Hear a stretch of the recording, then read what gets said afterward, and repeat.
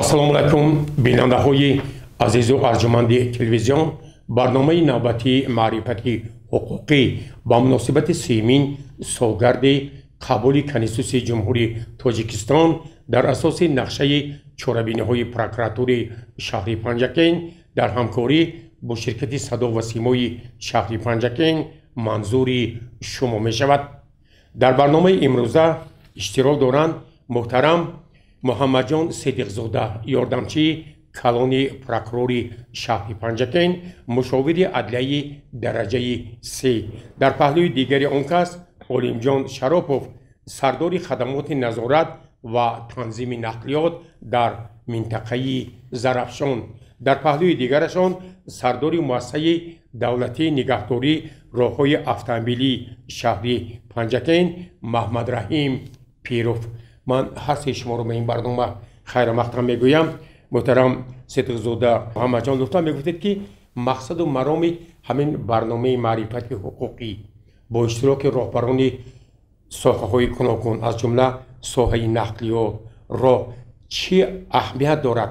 аз тарафи прокуратураи шаҳр қонунҳои марбути ҳамин соҳа таҳти назорат аст? албатта чизе ки дуруст қайд кардед, соли 2024 ман дар пайоми президенти ҷумҳурии тоҷикистон ҷаноби олии муҳтарами муллӣ раҳбаронда буд, яъне соли 2024 соли маърифати ҳуқуқӣ эълон кардан. прокуратураи шаҳри Панҷакен вобаста ба соли маърифати ҳуқуқӣ эълон кардани соли 2024 яъне тасмим гирифтааст ки барои баланд бардоштани маърифати ҳуқуқии шаҳрвандон дар тамоми соҳаҳо, яъне нақша чорабиниро тасдиқ намуда каме ҳам бошад барои баланд бардоштани маърифати ҳуқуқии шаҳрвандон ба сами онҳо расонидан аст.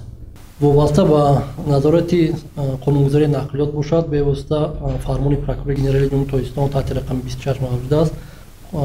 чораҳои тадбири пурзор намудани назорати прокурорӣ вобаста ба қонунгузарии нақлиёт аз ҷониби прокуратураи шаҳри Панҷакен дар ин самт дар якҷоягӣ бо хадамоти назорати танзим дар соҳаи нақлиёт дар водии Зарафшон ва сардори муассисаи давлатии нигаҳдории роҳҳои автомобилӣ дар шаҳри Панҷакен ман корҳои ташвиқу тарғиботи ва қонуншикониҳое ки дар ҳудуди шаҳри Панҷакен мавҷуданд, онҳоро барои бартараф карди онҳо тадбирҳои заруриро, яъне ҳамкориҳо хуб ба роҳ монда шудааст. албатта ҳамкориҳо байни мақомото дар дораи чорчӯбаи қонун ба роҳ монда шудааст, яъне барои бартараф кардани камбудиҳое ки дар ин соҳа мавҷуд ҳастанд, ҳамарӯза корҳои амалӣ ба анҷом расонда истодаанд. ташаккур. Олимҷон Шаропов, лутфан мегӯед ки фаъолияти хадамот ба кадом самтҳо равона шудааст имрӯз дар асоси қонунҳои амалкунандаи ҷумҳурии Тоҷикистон? фаъолияти хадамоти давлатии назорат ва танзим дар соҳаи нақлиёт ҳамин аст ки риояи қонунгузории ҷумҳурии Тоҷикистонро дар соҳаи нақлиёт назорат мебарад ва фаъолияти онро ба танзим медарорад. айни замон ҳамкорӣ бо мақомоти ҳифзи ҳуқуқ аз ҷумла прокуратураи шаҳр чӣ хел ба роҳ монда шудааст? мо ҳамарӯза бо прокуратураи шаҳри Панҷакен ва бозрасии давлатии автомобилии шаҳри Панҷакен бо нақшаи чорабиное ки тасдиқ шуда фаъолият мебарем ва протоколҳои ҳуқуқвайронкунии маъмурӣ тартиб медиҳем ва ба он ҷаримаҳо таъин мекунем. ташаккур. муҳтарам Маҳмадраҳим Пиров, айни замон дар мувозинаи муассисаи давлатии нигаҳдории роҳҳои автомобилии шаҳри Панҷакен чанд километр роҳҳои аҳамияти ҷумҳуриявӣ, хоб, минтақавӣ ва маҳаллӣ қарор дорад? муассисаи нигаҳдории роҳҳои автомобилии шаҳри Панҷакен 296 километр роҳҳои истифодаи умумро дар уҳда дорад. аз он ҷумла 65 километр роҳҳои байналмилалӣ, 17 километр роҳҳои ҷумҳуриявӣ ва 214 километр роҳҳои маҳаллӣ. хоб, корҳо чӣ хел рафта истода дар масъалаи таъмиру ободонию асфалтпӯш кардану? дар 8 моҳи соли ҷорӣ аз тарафи муассиса 191,544 сомони корҳои нигаҳдории роҳ ба анҷом расидааст. аз он ҷумла 69572 сомонӣ барои таъмири ҷорӣ, 51519 барои нигоҳдории зимистона 11809 сомонӣ барои кабудизоркунӣ ва 28121 сомонӣ барои таъмири пул ва қубурҳо истифода шудааст. ҳамин маблағҳо сарчашмаш аз куҷо аст? ин маблағҳо мутамарказ буда аз ҳисоби вазорати нақлиёти ҷумҳурии Тоҷикистон барои фақат роҳҳои байналмилалӣ ва ҷумҳуриявӣ мебояд. роҳҳои аҳамияти маҳаллӣ дошта мувофиқи моддаи 23 қонуни ҷумҳурии Тоҷикистон дар бораи роҳ ва фаъолияти роҳдорӣ бояд аз ҳисоби мақомоти иҷроии маҳаллии ҳокимияти давлатӣ анҷом гардад. муҳаммадҷон сидиқзода лутфан мегуфтед ки ҳамин фаъолияти ҳамин муассиса таҳти назорат аст, зеро имрӯз аз сифати роҳҳо таъмиру барои зимистон омода кардани онҳо амнияти мардум ба нақлиёт вобастагӣ дорад. таҳти назорат аст албатта вобаста ба гузарондани зимистон ки дар пеш зимистон фаро мерасад, вобаста фаъолияти муассисаи мазкур пайваста дар зери назорати прокурорӣ қарор дорад. дар асоси нақшаҳои тартибдодаи прокурори шаҳр ва фармонҳои прокурори вилоят ва прокурори генералии мунтазам муассисаи мазкур зери санҷиши прокурорӣ қарор мегирад ва он камбудие ки дар рафти санҷишҳои прокурорӣ ошкор мешавад барои бартараф кардани онҳо амрҳои прокурор ва пешниҳодҳои прокурор бароварда баробарияти муассиса ирсол гардидааст ки вобаста ба гузарондани зимистонгузаронӣ онҳо камбудие ки дар рафти санҷиш ошкор шуда буд онҳоро бартараф карда барои зимистонгузаронӣ омода шуда истодаанд. олимҷон шаробот оя ҳамаи ронандагони воситаҳои нақлиёт бо кашондани бор ва мусофирон машғуланд бо иҷозатнома ва дигар санадҳои зарурӣ таъмин ҳастанд? дар ҳамин 8 моҳи сипарӣ карда дар шӯъбаи мо 718 нафар ронандагон довталаби иҷозатнома ҳуҷҷатҳои лозимиро ба шӯъбаи мо супорида барои фаъолияти боркашонӣ ва мусофиркашонӣ иҷозатнома гирифтанд ва варақаи назорати кати таъмин гардиданд.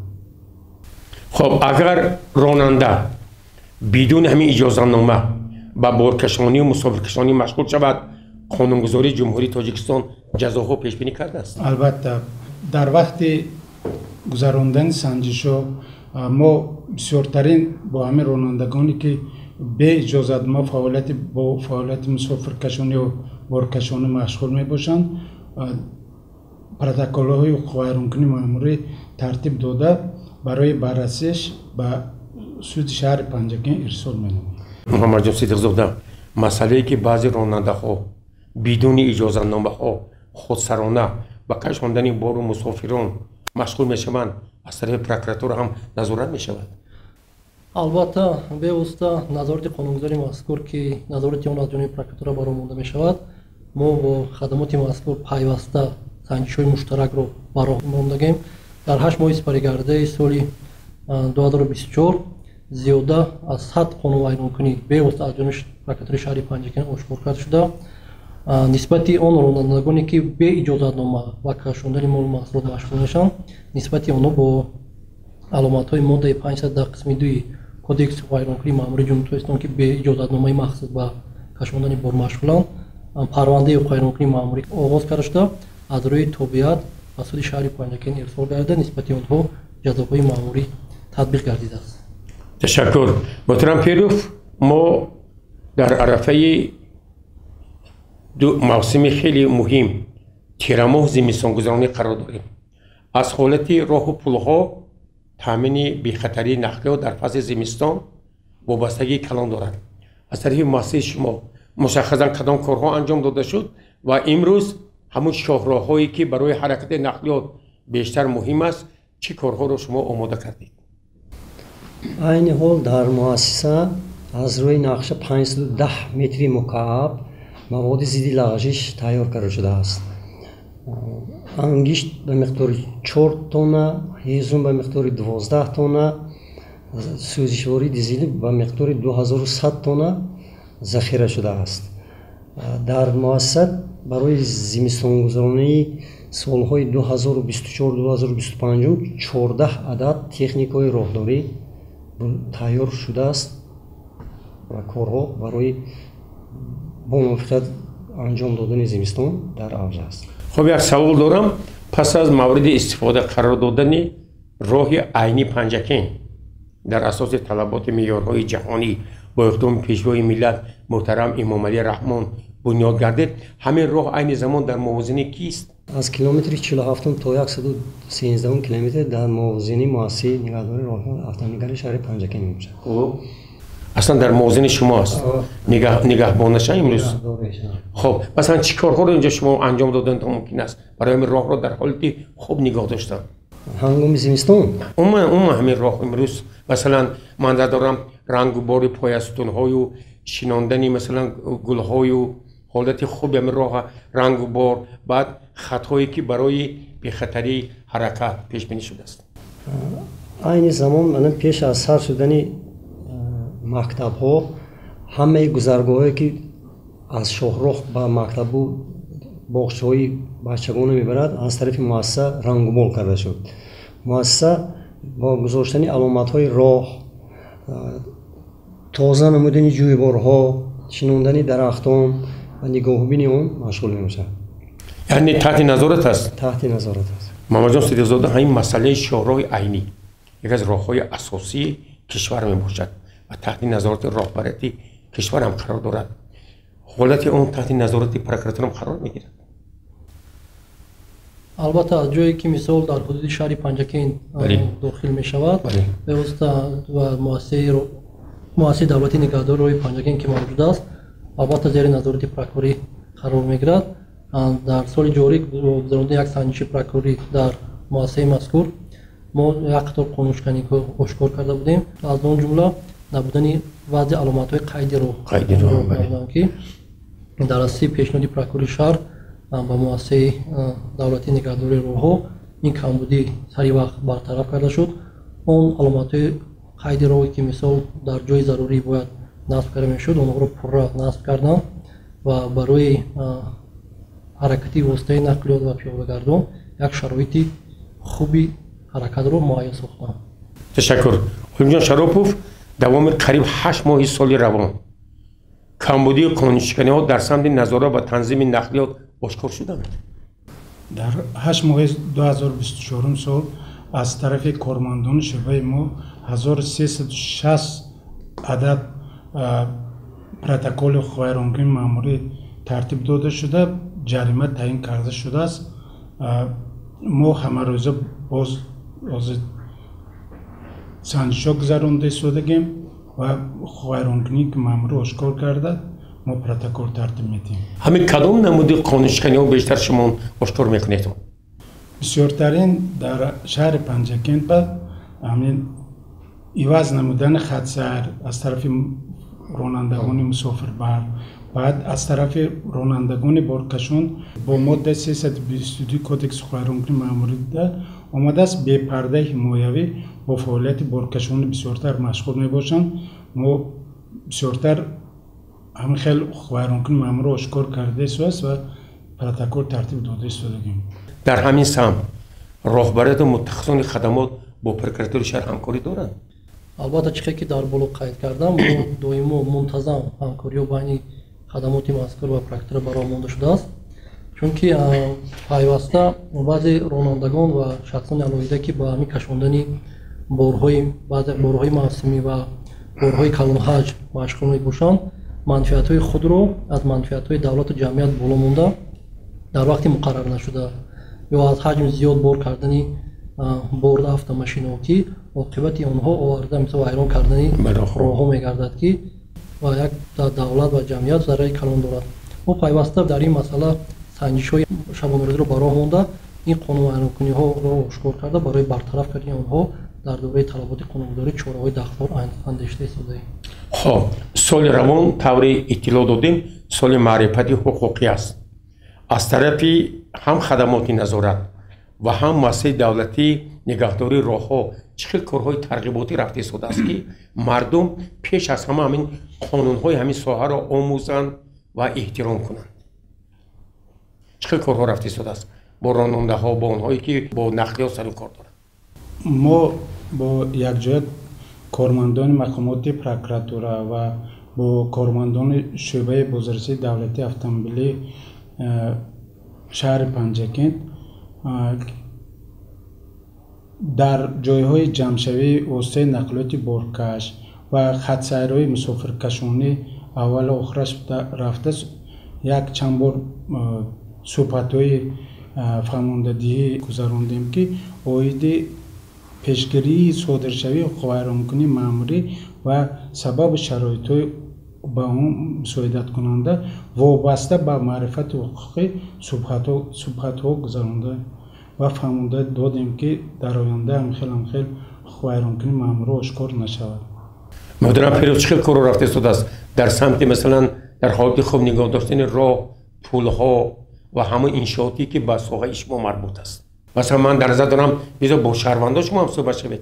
بعضی شهروندان است که دیده و دانسته به انشاءات‌های راه خلل می‌رسند. چه کارها رفته شده است؟ ما اصلا با همین رئیسی جماعت‌ها می‌کنیم همکاری می‌کنیم و فهمانده می‌تیم. ما هر روز همه جا هستیم که با همه رئیسای جماعت‌ها می‌فهمونیم که مثلا سر لبلبی راه سیمتوی رو کشیدن ممکنه یا درخت به اجازه شنودن ممکنه یا با انشاءات‌های راه بعضی سنگ می‌ریزن. خب همه صنعت‌ها شما ترتیب دادگی صنعت‌های مثلا پروتکل‌های مأموری که مثلا در یک شاهراه مثلا شهروند سنگ ریختگی، شغل ریختگی، خاک ریختگی که این با حرکت نقلیات یک مانع ایجاد می‌کنند. اما از همین مانع‌هایی که پیدا میشد به خدمات نظارت در منطقه وادی زرافشان گزارش میتیم. بر اساس همین کار اینا همکاری هستند. همکاری هست. محمد جان صدیق‌زاده در همین سمت از طرف پروکراتور چه همکاری‌ها برآورده شده است جدی بلند برداشتن معرفت حقوقی؟ چطوری که در بالا ذکر کردیم سال 2024 سال معرفتی حقوقی اعلام گردیده است. به واسطه با تشبث پروکرور شهر برای برنامه‌ای که امروز ما راه اندازی کرده ایستادیم، این برنامه معرفتی حقوقی این هم یک بلند برداشتن شعوری مدنیتی حقوقی شهروندان است که برای احترام به قانون و رعایت کردن قانون‌گذاری است که آنها یعنی پیوسته طلبات قانون را رعایت کنند و با احترام به قانون یعنی زندگی خود را پیش برند. وابسته به سوال معرفتی حقوقی یعنی آویزه‌های اون چیزهایی که در قضیه راهمون نصب می‌شود، ما در یک جایی ما همین چیزا برای موندگیم با خدمات نداری در سوی نقلیات و مؤسسه نگهداری راهها همین چیزها بسیارتر نصب کرده شود و یعنی معرفتی حقوق شهروندان در همین ساحه الان برداشت شده، یعنی آنها روی قانون‌شکنی‌ها یعنی کمی هم باشد کاهش داده شود، یعنی شعور مردم در این سمت علامت شود. یعنی به فکر شمایان همین تشکیل صحبت و ملاقات‌ها در سال معرفت حقوقی یگان نتیجه داد؟ آلیم جان مثلا شما با راننده‌ها هم صحبت شد یگان نتیجه داد همین صحبت‌ها؟ بله البته پس از این گذراندن صحبت‌های کارهای فرماندهی ویرانکنی مأموری که 2023 سال بود کم شده ایستاده است. این نتیجه هست. نتیجه اومده ایستاده است که شهروندان مثلا راننده‌ها فهمیده ایستادن که همه خیلی ویرانکنی مأموری با راه ندیم. خب محترم پیر شما چه اندیشه دارید؟ همین سال معرفت حقوقی برای بلند برداشتن معرفت اهل جامعه یک مساعدت کرد؟ بله مساعدت کرد. ما از سال گذشته سر نموده هم درباره نپارتانی پرتوها در لبی شهرها هم شفتیم. این سپارش مخصوص پیشگاه ملت است درباره معرفت اکولوژی. آدمانی هم رئیسای محله‌های قشلاق‌هایی که در دو طرفی روی بین المللی میگن و دیگر راه میگن صحبت‌ها کردیم. نتیجهش نظررس شده است. کمتر شده است از پرتوهای. محمد جان صدیق‌زاده در خاتمه برنامه با راهبران دو ساختار با مردم با بیننده‌ها چه توصیه و پیشنهادها دارید؟ و مردم چنین توصیه داده میتونیم که هنگام یعنی استفاده بردن مثال ابیکتایی که زیر نظارت مؤسسه مذکور قرار دارد و آن از واسطه نقلیاتی که مثال استفاده میبرند آنها رو یعنی در دوره چارچوب قانون یعنی استفاده برده با قانونشکنی و راه ندهند، چون هر یک قانونشکنی عواقبت حقوقی دارد و نسبت آنها جوابداری مأموری یا جوابداری جنایتی تطبیق کرده میشود.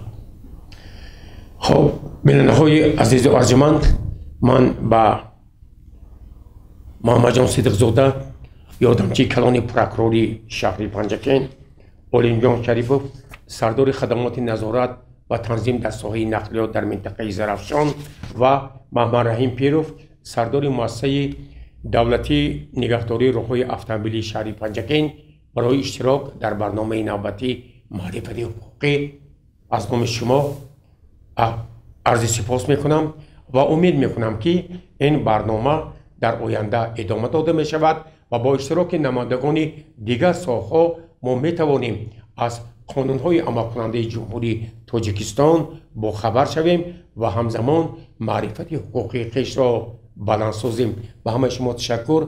سلامت و سربلند باشید تا برنامه نوبتی.